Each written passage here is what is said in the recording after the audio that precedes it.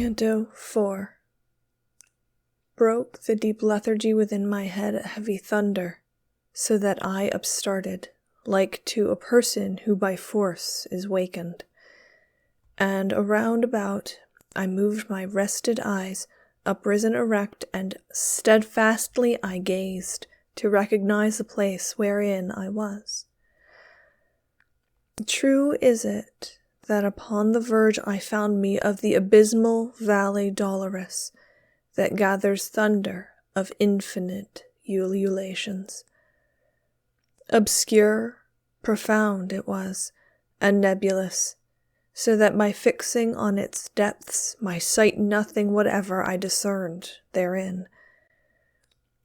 Let us descend now into the blind world, began the poet, pallid utterly. I will be the first, and thou shalt second be. And I, who of his colour was aware, said, How shall I come, if thou art afraid, who art wont to be a comfort to my fears? And he to me, The anguish of the people who are below here in my face depicts that pity which for terror thou hast taken. Let us go on, for the long way impels us. Thus he went in, and thus he made me enter the foremost circle that surrounds the abyss. There, as it seemed to me from listening, were lamentations none, but only sighs that tremble made the everlasting air. And this arose from sorrow without torment, which the crowds had, that many were and great, of infants, and of women, and of men. To me, the master good, thou dost not ask what spirits these which thou beholdest are. Now will I have thee know, ere thou go farther, that they sinned not, and if they merit had, 'tis not enough, because they had not baptism, which is the portal of the faith thou holdest. And if they were before Christianity, in the right manner they adored not God, and among such as these am I myself. For such defects, and not for other guilt, lost are we, and are only so far punished that without hope we live on in desire. Great grief seized on my heart when this I heard, because some people of much worthiness I knew who in that limbo were suspended. Tell me, my master, tell me, thou my lord, began I, with desire of being certain of that faith which overcometh every error. Came anyone by his own merit hence, or by another's who was blessed thereafter? And he, who understood my covert speech, replied, I was a novice in this state, when I saw hither come a mighty one, with sign of victory and coronet. Hence he drew forth the shade of the first parent, and that of his son Abel, and of Noah, of Moses the lawgiver, and the obedient Abraham patriarch, and David, king, Israel with his father and his children, and Rachel, for whose sake he did so much, and others many, and he made them blessed. And thou must know that earlier than these, never were any human spirits saved. We ceased not to advance because he spake, but still were passing onward through the forest, say I, of thick crowded ghosts. Not very far as yet our way had gone this side of the summit, when I saw a fire that overcame a hemisphere of darkness. We were a little distant from it still, but not so far that I in part discerned not that honourable people held that place. O thou who honourest every art and science, Who may these be, which such great honor have, that from the fashion of the rest it parts them? And he to me, the honorable name that sounds of them above there in thy life wins grace in heaven that so advances them. In the meantime a voice was heard by me. All honor be to the preeminent poet, his shade returns again that was departed. After the voice had ceased and quiet was, 4 mighty shades I saw approaching us. Semblance had they nor sorrowful nor glad.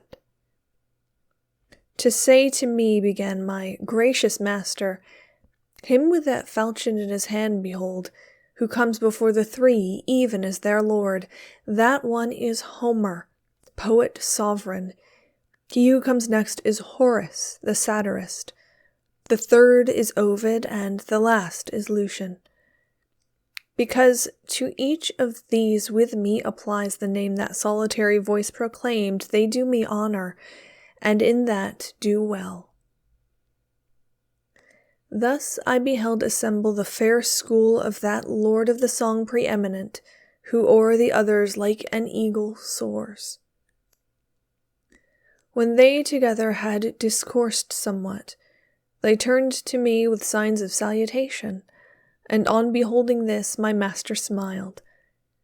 And more of honor still, much more they did me, in that they made me one of their own band, so that the 6th was I, mid so much wit. Thus we went on as far as to the light, things saying 'tis becoming to be silent, as was the saying of them where I was. We came unto a noble castle's foot, 7 times encompassed with lofty walls, defended round by a fair rivulet. This we passed over even as firm ground. Through portals 7 I entered with these sages. We came into a meadow of fresh verdure. People were there, with solemn eyes and slow, of great authority in their countenance. They spake but seldom, and with gentle voices. Thus we withdrew ourselves upon one side into an opening luminous and lofty, so that they all of them were visible. There opposite, upon the green enamel, were pointed out to me the mighty spirits, whom to have seen I felt myself exalted. I saw Electra, with companions many, mongst whom I knew both Hector and Aeneas, Caesar in armor with gerfalcon eyes. I saw Camilla and Penthesilea on the other side, and saw the King Latinus, who with Lavinia his daughter sat. I saw that Brutus who drove Tarquine forth, Lucretia, Julia, Marcia, and Cornelia, and saw alone, apart, the Saladine. When I had lifted up my brows a little, the master I beheld of those who know sit with his philosophic family. All gaze upon him, and all do him honor. There I beheld both Socrates and Plato, who nearer him before the others stand, Democritus, who puts the world on chance, Diogenes, Anaxagoras, and Thales, Zeno, Empedocles, and Heraclitus. Of qualities I saw the good collector hight Disclorides, and Orpheus saw I, Tully and Livy, and moral Seneca, Euclid, geometrician, and Ptolemy, Galen, Hippocrates, and Avicenna, Averroes, who the great comment made.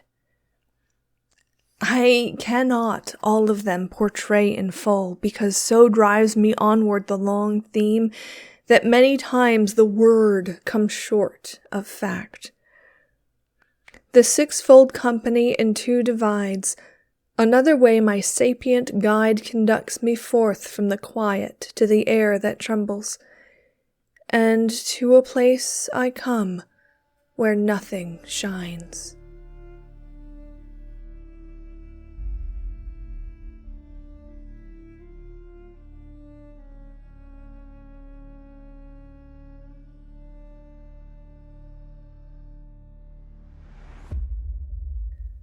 Canto 5. Thus I descended out of the first circle down to the second, that less space begirds, and so much greater dole that goads to wailing. There standeth Minos horribly, and snarls, examines the transgressions at the entrance, judges, and sends according as he girds him. I say that when the spirit evil-born cometh before him wholly, it confesses, and this discriminator of transgressions seeth what place in hell is meet for it, girds himself with his tail as many times as grades he wishes it should be thrust down. Always before him many of them stand. They go by turns, each one unto the judgment. They speak, and hear, and then are downward hurled. O thou, that to this dolorous hostelry comest, said Minos to me when he saw me, leaving the practice of so great an office. Look how thou enterest, and in whom thou trustest. Let not the portal's amplitude deceive thee. And unto him, my guide, why criest thou too? Do not impede his journey fate ordained. It is so willed there where is power to do that which is willed, and ask no further question. And now begin the dulcet notes to grow audible unto me. Now I am come there where much lamentation strikes upon me. I came into a place mute of all light, which bellows as the sea does in a tempest, if by opposing winds is combated. The infernal hurricane that never rises hurls the spirits onward in its rapine, whirling them round and smiting, it molests them. When they arrive before the precipice, there are the shrieks, the plaints, and the laments. There they blaspheme the puissance divine. I understood that unto such a torment the carnal malefactors were condemned, who reason subjugate to appetite. And as the wings of starlings bear them on in the cold season in large band and full, so doth that blast the spirits maledict. It hither, thither, downward, upward drives them. No hope doth comfort them for evermore, not of repose, but even of lesser pain. And as the cranes go chanting forth their lays, making in air a long line of themselves, so I saw coming, uttering lamentations, shadows borne onward by the aforesaid stress. Whereupon said I, Master, who are those people whom the black air so castigates? The first of those of whom intelligence thou fain wouldst have. Then said he unto me, The empress was of many languages. To sensual vices she was so abandoned that lustful she made licit in her law to remove the blame to which she had been led. She is Semiramis, of whom we read that she succeeded Minos and was his spouse. She held the land which now the Sultan rules.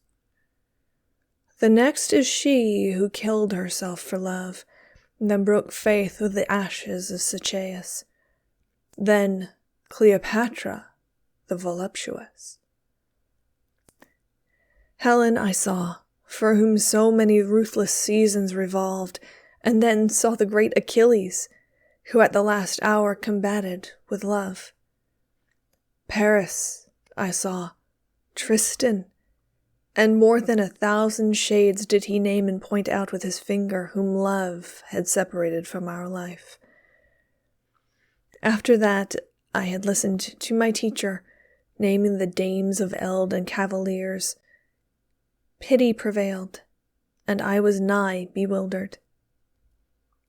And I began, O poet, Willingly speak would I to those two who go together and seem upon the wind to be so light.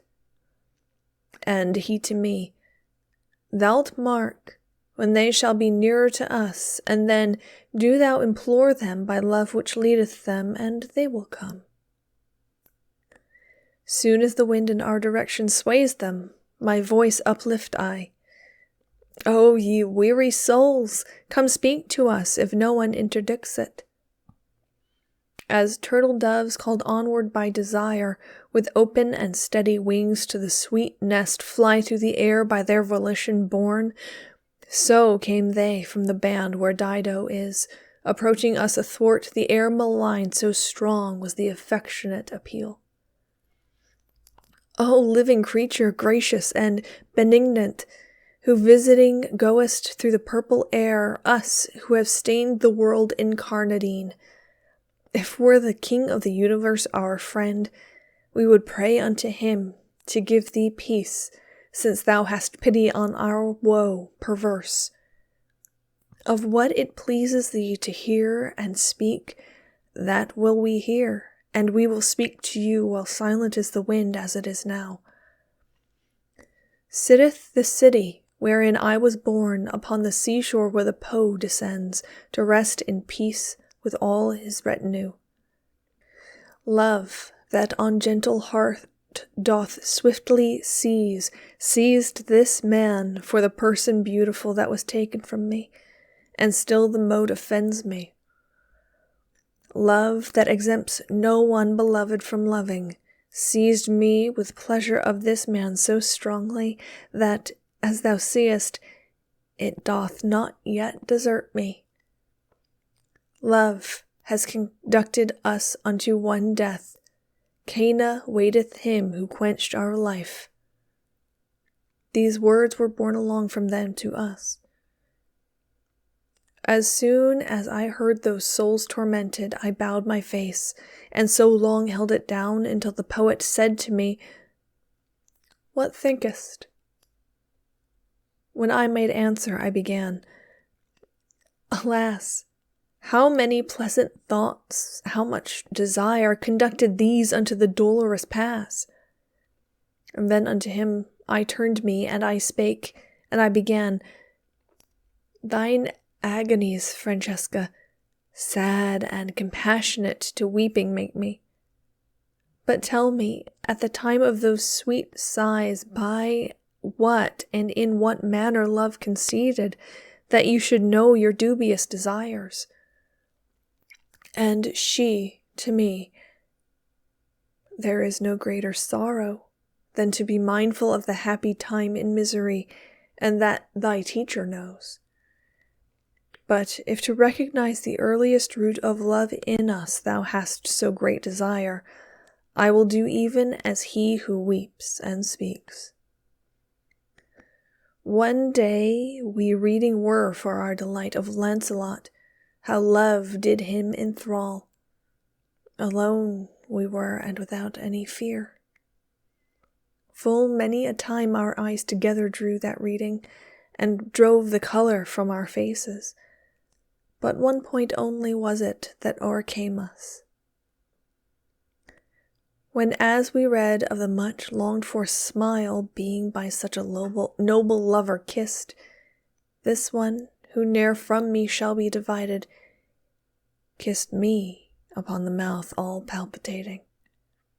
Galeotto was the book, and he who wrote it. That day no farther did we read therein. And all the while one spirit uttered this, the other one did weep so that, for pity, I swooned away as if I had been dying, and fell, even as a dead body falls.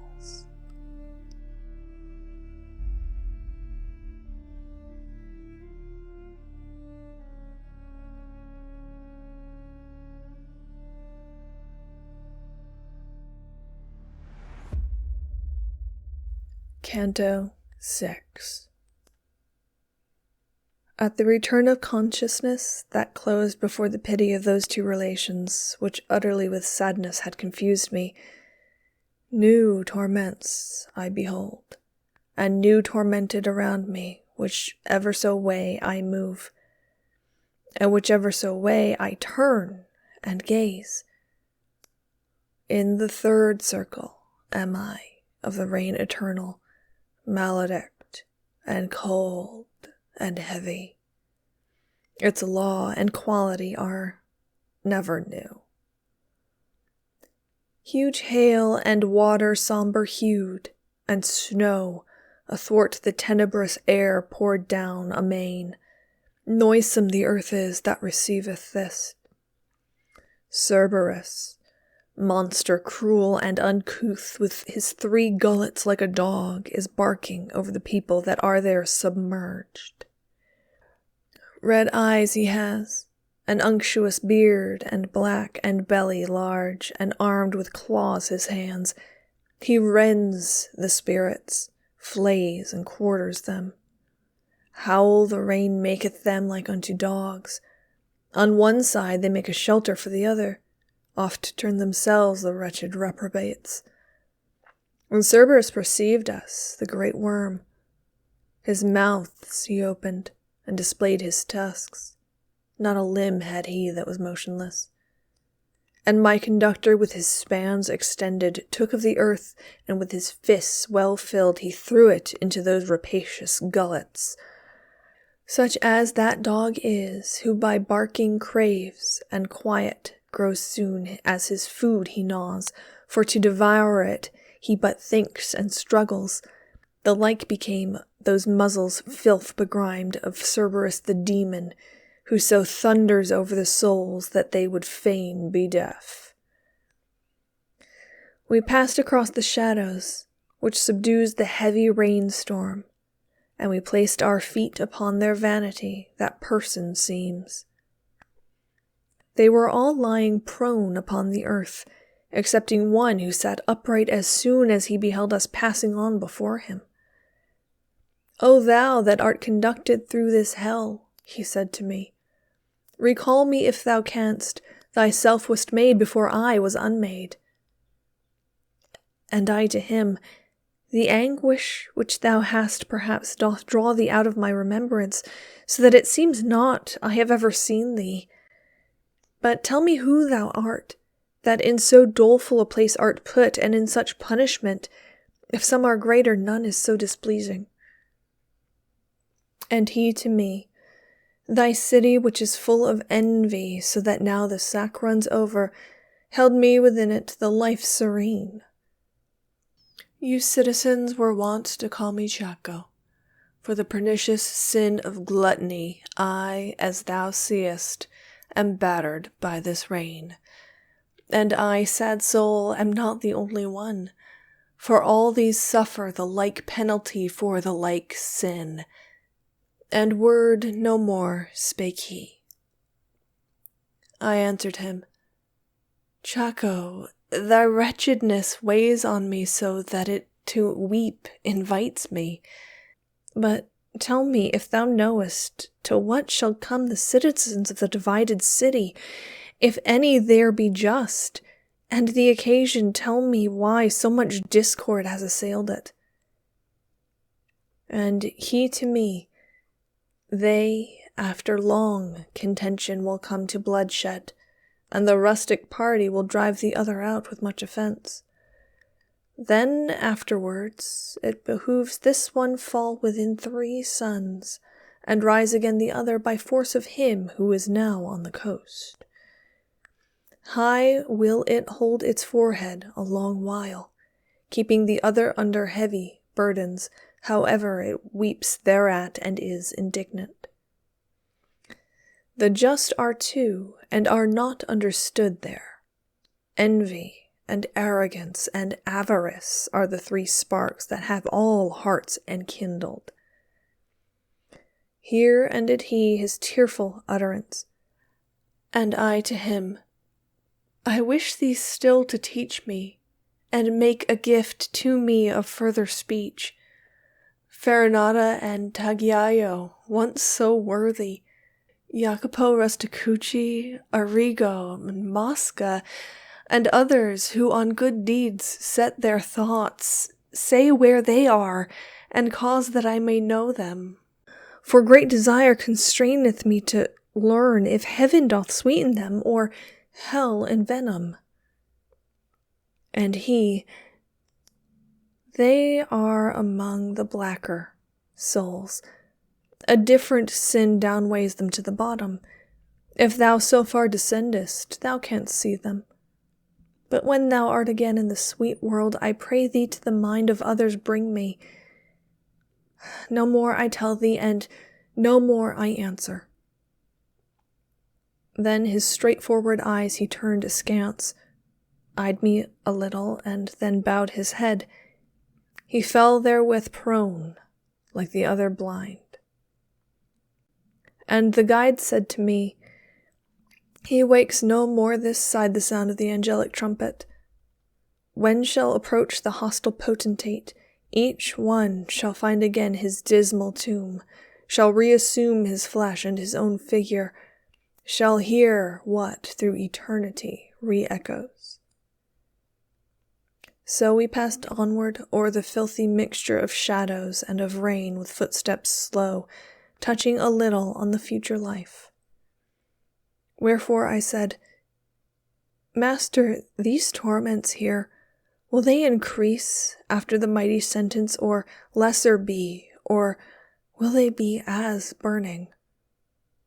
And he to me, Return unto thy science, which wills that as the thing most perfect is, the more it feels of pleasure and of pain, albeit that this people maledict to true perfection can never attain, hereafter more than now they look to be.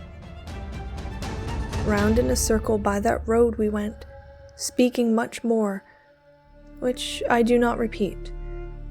We came unto the point where the descent is. There we found Plutus, the great enemy.